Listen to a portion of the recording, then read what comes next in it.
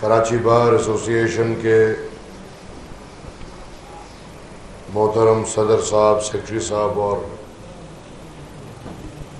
بیٹھے اراکین، آج میرے لیے نہایت ہی ایک تاریخی دن ہے کہ آج میں بذات خود اس تاریخی بار میں اپنی زندگی میں پہلی دفعہ بڑے سینئر سیزنڈ وکلا کے سامنے کھڑا ہوں، اور اس کے ساتھ ساتھ یہ احساس بھی میں لینا چاہوں گا کہ کراچی میں آج NLF کی جو تنظیم سازی ہوئی ہے اور ان میرے بھائیوں کی حلف برداری میں نے لی ہے، تو میں بحیثیت عوامی نیشنل پارٹی صدر یہ اعزاز سمجھتا ہوں کہ سندھ میں نیشنل لائرز فورم کی بنیاد رکھی گئی، اور انشاءاللہ میں سمجھتا ہوں کہ یہ فورم پختونوں کے لیے، لیکن پختونوں کے ساتھ ساتھ جتنے بھی مظلوم قومیتیں ہیں ان کے لیے انشاءاللہ کام کرے گی اور اس میں بڑھ چڑھ کے حصہ لے گی۔ خواتین و حضرات، میں مشکور ہوں آپ سب کا، بالخصوص آپ کی تنظیم کا جس نے مجھے دعوت دی ہے، اور یہ میرے لیے بہت بڑی اعزاز کی بات ہے کہ میں کراچی کے اس گلدستے کے سامنے، اور اس کو میں گلدستہ اس لیے کہوں گا کہ یہ واحد گلدستہ ہے جس میں پاکستان کے ہر قوم کا پھول شامل ہے۔ ایسا گلدستہ آپ کو پورے پاکستان میں نہیں مل سکتا۔ جتنی قومیتوں کی نمائندگی کراچی میں ہوتی ہے، میں سمجھتا ہوں کہ یہ پورے پاکستان میں نہیں ہے۔ میرے لیے اعزاز کی بات ہے کہ میں اپنی رائے اور اپنا نظریہ آپ کے سامنے رکھوں۔ خواتین و حضرات، وکلا برادری قوم، ملک اور سرزمین کے لیے ایک بنیادی کردار ادا کرتی ہے۔ میں سمجھتا ہوں کہ قوم میں وکلا وہ لوگ ہیں جو آئین کو مد نظر رکھتے ہوئے قوم کی آزادی، قوم کی خود مختاری اور قوم کی بنیادی حقوق کے لیے کام کرتی ہے۔ میں سمجھتا ہوں کہ تاریخ میں ہمارے وکلا برادری ہمیشہ صحیح سمت میں پائے گئے ہیں۔ جس طرح میرے سے پہلے بولا گیا، کراچی بار اس طرح کافی بار ہیں جو تاریخ میں ان کا راستہ بالکل صحیح پایا گیا ہے، اور میں سمجھتا ہوں کہ وکلا کو مزید کام کرنا ہوگا۔ ہمارے عدلیہ کے نظام میں بہت مسائل اگر آ رہے ہیں تو وہ اس وجہ سے آ رہے ہیں کہ انصاف وقت پہ نہیں ملتا، انصاف جلدی نہیں ملتا۔ لہٰذا میں سمجھتا ہوں کہ وکلا اس پہ بہت کام کریں کہ ہمیں یا عوام کو سپیڈی جسٹس ملے، انصاف وقت پہ ملے۔ ہم نے پاکستان میں دیکھا ہے کہ لوگوں کو سزائے موت ہو جاتی ہے، اس کے 10 سال بعد ان کا فیصلہ آتا ہے، ان کو کہیں انصاف ملتا ہے، لوگ مر جاتے ہیں۔ ادھر ایسے کیسز ہیں کہ دادا نے کیس کیا ہوتا ہے، اس کو بیٹا بھی نپٹاتا ہے، پوتا بھی نپٹا رہا ہوتا ہے، کہیں پر پوتے تک پہنچ جاتے ہیں، لیکن انصاف نہیں ہوتا۔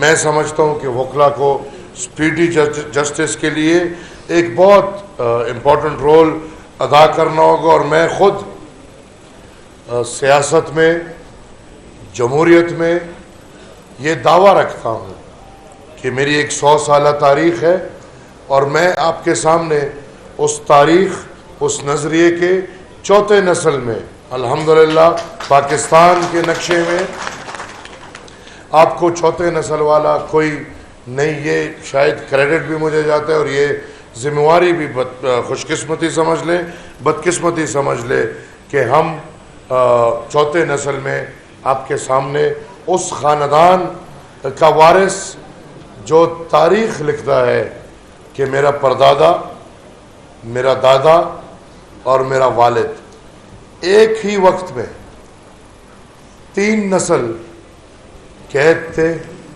ان پہ کوئی کرپشن کے چارجز نہیں تھے، ان پہ کوئی کرمنل چارجز نہیں تھے، ان پہ کوئی مورل چارجز نہیں تھے، بلکہ ان کی قید اور بندیوان کا وجہ صرف سپریمیسی آف پارلیمنٹ، انسانی حقوق، انڈیپینڈنٹ جوڈیشری اور فریڈم آف سپیچ پہ تھا۔ یہ وہ جرائم جن کی وجہ سے خان عبدالغفار خان، جس کو باچا خان کے نام سے یاد کیا جاتا ہے، انہوں نے 39 سال قید جلا وطنی گزاری ہے۔ 39 سال کا مطلب ان کی زندگی کی ہر تیسری رات تقریباً جیل میں گزری ہے، اور ان کی زندگی کی ہر دوسری رات جلا وطنی میں گزری ہے۔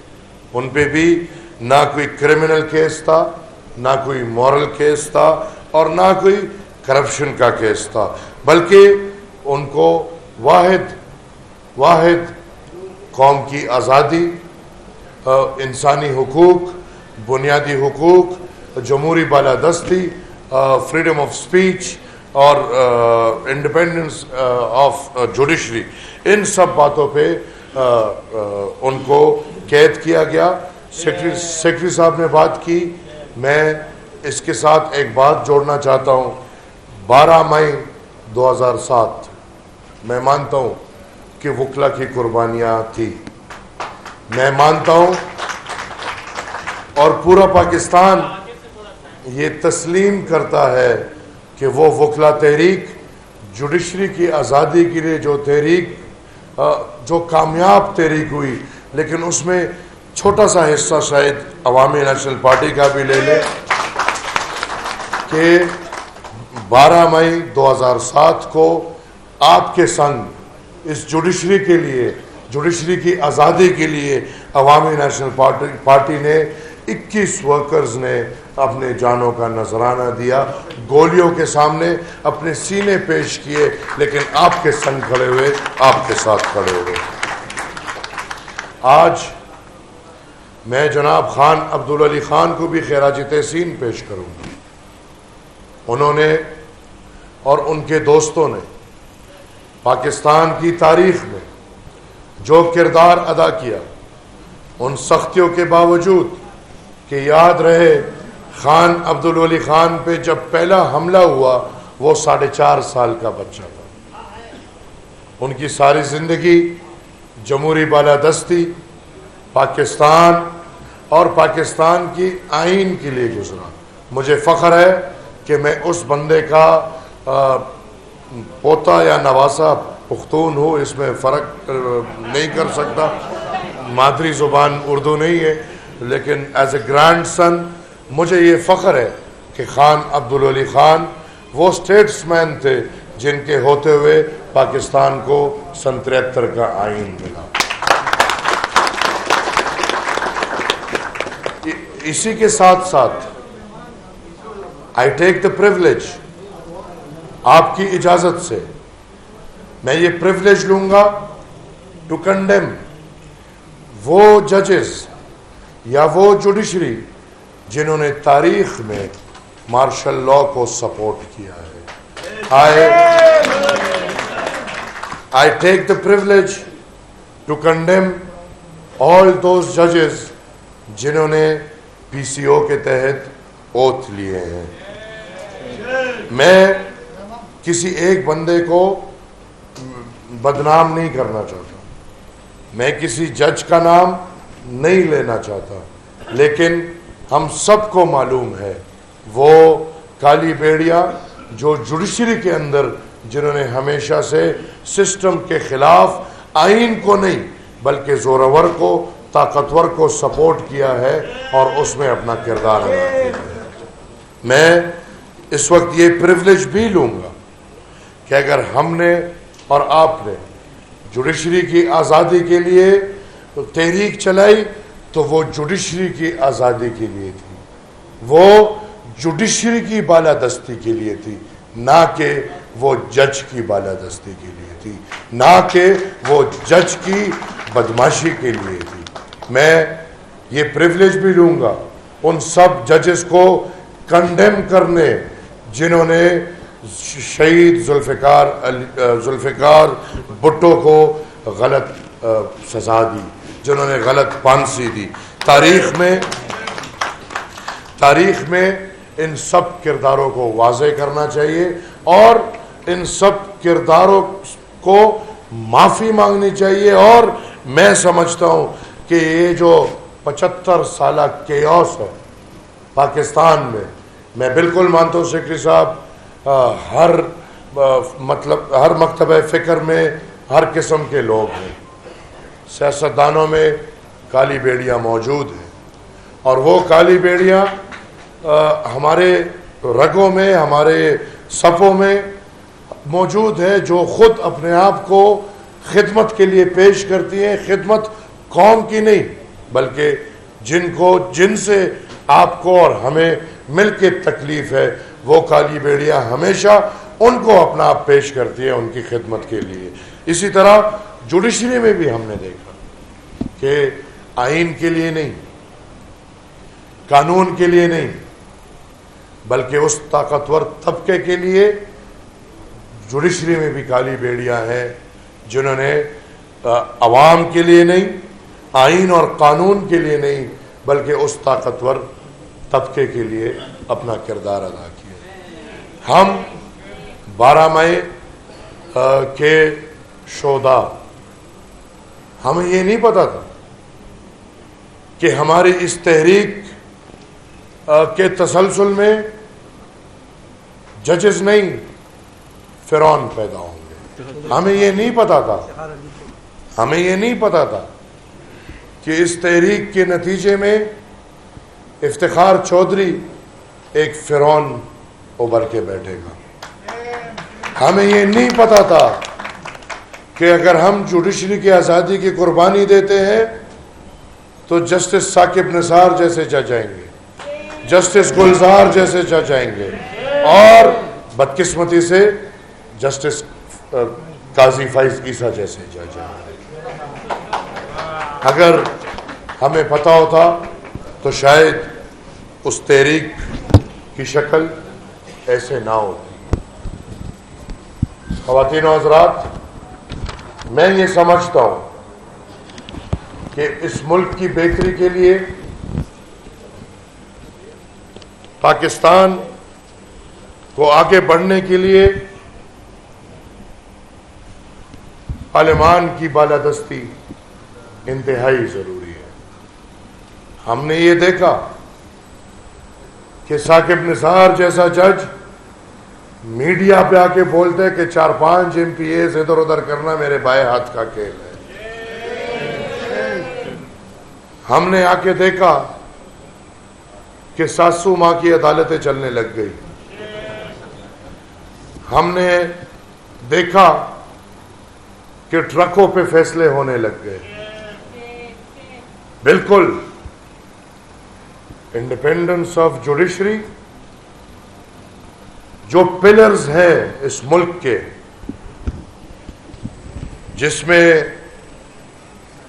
جمہوریت ہے, پارلیمان ہے, جس میں ججز ہے، جوڈیشری ہے، جس میں میڈیا ہے، فریڈم آف سپیچ ہے. عوامی نیشنل پارٹی یہ سمجھتی ہے کہ ان سب پلرز کو آزاد ہونا چاہیے، اور ایک بھی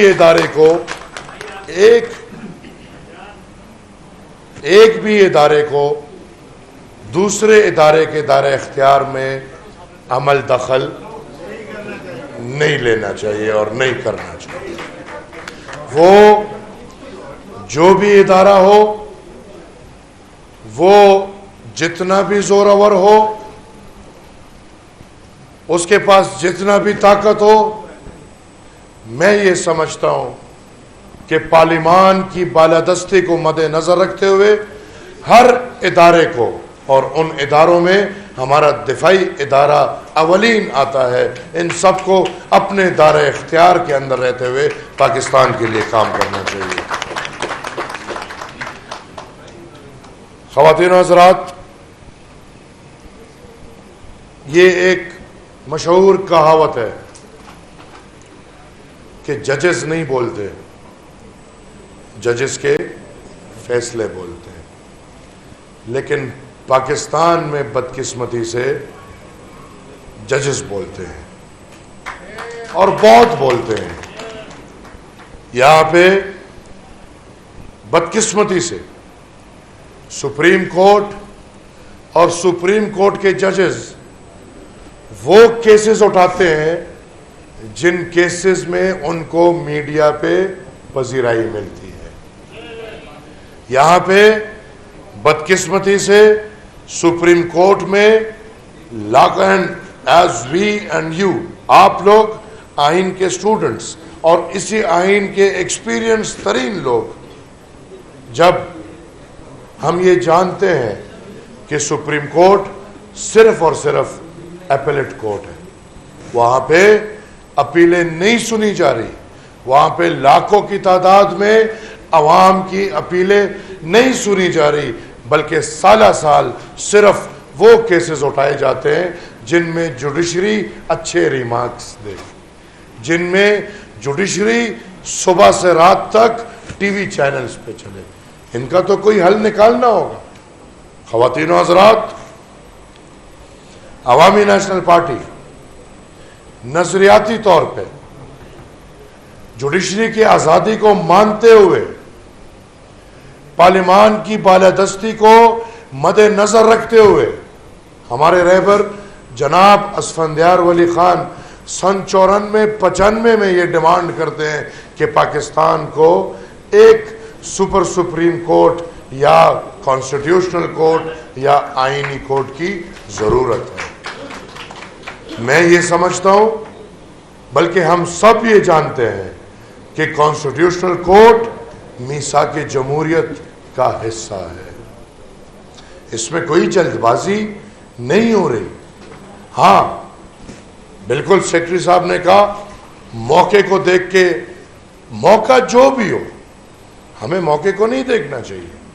میں یہ سمجھتا ہوں کہ ہمیں عمل کو دیکھنا چاہیے، بلکہ کیوں نہ اس موقع کو، جس موقع کا مجھے اور آپ سب کو علم ہے، میں ایک پارلیمانی رکن ہوتے ہوئے یہ کیوں نہ اس موقع کو استعمال کر کے پارلیمان کو مضبوط کروں، پارلیمان کو بالادست کروں. اور بالکل قانون سازی میں باتیں ہو سکتی ہیں. میں آپ کے اس نظریے کے ساتھ ہوں، کیونکہ میں بھی اس 15% طبقے سے نہیں ہوں جن کے لیے پاکستان بنا ہے یا جو آج تک پاکستان میں مزے کر رہے ہیں. میں آپ سے زیادہ مظلوم ہوں، میری قوم آپ سے زیادہ مظلوم ہے. لہٰذا میں آپ کے ان سب نکات کے ساتھ کھڑا ہوں جو صدر صاحب نے بولا. کانسٹیٹیوشنل کورٹ میں ہر قوم کو اپنا حق ملنا چاہیے. بالکل میں تو ایک حد آگے بڑھوں گا. یہ جو ریٹائرڈ ججز کو لیا جاتا ہے بالکل غلط ہے اور یہ نہیں ہونا چاہیے. یہ جو ایڈ ہاک ججز کو لیا جاتا ہے بالکل غلط ہے اور نہیں لینا چاہیے۔ آپ کیا سمجھتے ہیں وکلا برادری، یہ جو ہائی کورٹ سے ڈائریکٹ وکیل جج بن جاتے ہیں، کیا یہ ٹھیک عمل ہے کہ یہ غلط عمل ہے؟ میں یہ سمجھتا ہوں کہ سب سے بڑی غلطی ادھر ہوتی ہے جب ہم ڈائریکٹ ہائی کورٹ کے لائرز کو نوازتے ہیں اور ان کو جج بناتے ہیں۔ بدقسمتی سے آپ بالکل میری بات کے ساتھ اتفاق نہ کریں، لیکن یہ میری رائے ہے، اور مینیپولیشن اگر جوڈیشری میں ہوئی ہے تو انہی ججز نے زیادہ تر کی ہے جو ہائی کورٹ میں ڈائریکٹ وکلا بڑھ کے ہائی کورٹ میں ججز نے، کیونکہ مجھے بھی پتا ہے اور آپ کو بھی پتا ہے کہ ان وکلا کو ججز کون بناتا ہے، کن کی خدمت کی جاتی ہے تو پھر وہ ججز بنتے ہیں۔ اور اس کے ساتھ ساتھ میں یہ بھی ڈیمانڈ رکھتا ہوں، ہمارے دیکھیں ڈی ایم جی گروپ ہو گیا، سول سروسز والے ہو گئے، وہ جب امتحان پاس کرتے ہیں، امتحان پاس کرنے کے بعد وہ سال 1.5 سال ٹریننگ کرتے ہیں۔ ادھر کیا ہے، لوور کورٹس میں جج امتحان پاس کرتا ہے، سیدھا جا کے فیصلے کرنا شروع کر دیتے ہیں۔ ایک نظام ہونا چاہیے، جوڈیشری کے لیے ٹریننگ کا نظام ہونا چاہیے، اور یہ لوور کورٹ سے شروع ہو۔ وہ ججز جو فریش ایگزام دے کے آ رہے ہیں، ان کا ٹریننگ کا کورس ہونا چاہیے، ان کو پاکستان دکھاؤ، ان کو سسٹم دکھاؤ، ان کو پتہ نہیں پاکستان کیا ہے، ان کو پتہ نہیں پارلیمان کیا ہے، ان کو پتہ نہیں عدالت کیا ہے، آ کے بیٹھ کے پہلے دن ہی فیصلے کرنا شروع کر دیتے ہیں اور ادھر ہی خرابیاں ہوتی ہیں۔ میں بہت تھوڑی 3 مہینہ 2 ماہ کی ٹریننگ، اس کو میں ٹریننگ نہیں سمجھتا۔ قاضی اس دنیا پہ خدا کے بعد ہے، جو اس کے سامنے کھڑا ہے اس کا یا خدا ہے یا وہ قاضی ہے، اس نے غلط فیصلہ کر دیا تو بندہ تباہ ہو گیا۔ میں یہ سمجھتا ہوں کہ کراچی میں جس طرح سپریم کورٹ کا ایک بینچ تو نہیں کہہ سکتے، لیکن رجسٹری ہے، عوامی نیشنل پارٹی یہ ڈیمانڈ کرتی ہے کہ تمام تر صوبوں کے ہیڈ کوارٹرز میں سپریم کورٹ کا باقاعدہ بینچ جو روزانہ بیٹھے کہ ان صوبوں کے لوگ اسلام آباد نہ جائے بلکہ اپنے دارالخلافوں میں ان کو انصاف ملے۔ عوامی نیشنل پارٹی نے بلوچستان کی محرومی کے لیے یہ ڈیمانڈ باقی بلوچستان کے ممبرز کے ساتھ مل کے رکھا تھا کہ بلوچستان کے صوبائی جو سیٹس ہیں ان میں اضافہ ہو، اور ہم نے ان کی محرومی کے لیے یہ بھی کہا ہے کہ کوئی ایسا فارمولہ لایا جائے جہاں پہ ان کی قومی اسمبلی میں بھی نشستیں بڑھے اور بلوچستان کی کوئی ساکھ بن جائے، ان کی کوئی اہمیت بن جائے۔ خواتین و حضرات، صدیوں محنت کے بعد 18ویں آئینی ترمیم کامیاب ہوئی تھی۔ اس کے لیے ہمیں پتہ ہے، سندھیوں کو پتہ ہے، مہاجر کو پتہ ہے، ہر پاکستان کے جو بھی چھوٹی قومیت ہے، بلوچوں کو پتہ ہے، ہزارہ کو پتہ ہے کہ یہ 18th امینڈمنٹ کے لیے ہم سب نے کتنی قربانیاں دی ہیں اور کتنے مشکلوں کے بعد 18ویں آئینی ترمیم کامیاب ہوئی تھی۔ یاد رہے خواتین و حضرات، 19ویں آئینی ترمیم پاکستان مسلم لیگ کو استعمال کرتے ہوئے افتخار چودھری نے بندوق کے نوک پہ تمام سیاستدانوں سے پاس کرایا۔ آج جو آئینی تبدیلی آ رہی ہے، اگر اس میں آپ دیکھیں تو ان 19ویں آئینی ترمیم ختم ہو کے واپس 18ویں آئینی ترمیم کی طرف جا رہے ہیں، اور یہ 18ویں آئینی ترمیم میں یہ کلاس تھا کہ پارلیمان کی بالادستی رکھتے ہوئے جج اور چیف جسٹس کا چناؤ پارلیمانی دستور کرے۔ میں اس کے ساتھ اتفاق کرتا ہوں. بالکل ضروری نہیں کہ ہم سب نظریاتی ایک لائن میں چلیں، لیکن میں بالکل اس کے ساتھ اتفاق کرتا ہوں، کیونکہ ہر تصویر کے دو رخ ہوتے ہیں. کیونکہ بدقسمتی سے سینیورٹی کے چکر میں افتخار چودھری سے لے کے آج تک مجھے آپ ایک چیف جسٹس بتائیں کہ یہ جی سینیورٹی کے چکر میں بڑا بہترین چیف جسٹس آیا ہے اور اس نے پاکستان کے لیے کام کیا ہے. میں نہیں سمجھتا کہ ایک بھی آیا ہو. لہٰذا اس تسلسل کو ختم کرنا ہوگا اور جوڈیشری کے لیے، جوڈیشری کی آزادی کے لیے، یہ نہ کہ سارا اختیار ایک بندے کے پاس ہو، یہ نہ کہ جوڈیشری کا مطلب ایک چیف جسٹس اور وہ جو کرنا چاہے وہ کر سکے، وہ ایک دستخط پہ منتخب وزیر اعظم کو گھر بھیج دے، وہ ایک دستخط پہ منتخب وزراء کو گھر بھیج دے. میرے خیال میں اس ماحول کے ساتھ ساتھ 18ویں آئینی ترمیم میں ہمیں بڑے مشکل سے اپنی شناخت ملی پختونوں کو، پر اس میں ہمارے ساتھ کیا ہوا؟ اس وقت خیبر ملا دیا. خیبر پختونخوا نام رکھنا ایسے ہے کہ ہم کہیں کہ آپ سندھ کا نام رکھ لیں حیدرآباد سندھ، یا آپ بلوچستان کا نام رکھ لیں گوادر بلوچستان، یا آپ پنجاب کا نام رکھ لیں ملتان پنجاب، باول نگر پنجاب. خیبر ہمارا ایک ضلع ہے، ایک پاس ہے. اور اس کے ساتھ کیا ہوا کہ ہمیں اب سب نام نہیں لے رہے بھائی کے پی کے، کوئی کے پی، کوئی پی کے، کوئی کے پی کے. لہٰذا عوامی نیشنل پارٹی اور میں نے اس آئینی ترمیم میں یہ بھی تجویز کی ہے کہ خدا را یہ خیبر کو ختم کرو، شناخت ہمیں دے دو، پختونخوا ہمیں دے دو، تاکہ لوگ ہمیں پختونخوا سے پکاریں.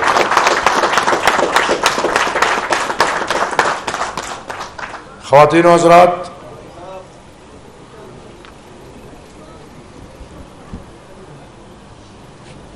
میں یہ سمجھتا ہوں کہ پاکستان ملک اور اس ملک کے اندر رہتے ہوئے تمام قومیتیں ٹائم بام کے اوپر زندگی گزار. یاد رہے کہ جب تک ایک ملک، ایک قوم، ایک زمین پہ امن نہیں ہوتا، اس ملک، اس قوم یا اس زمین کبھی ترقی نہیں کر سکتا. آپ کی معیشت کبھی بھی بہتر نہیں ہو سکتی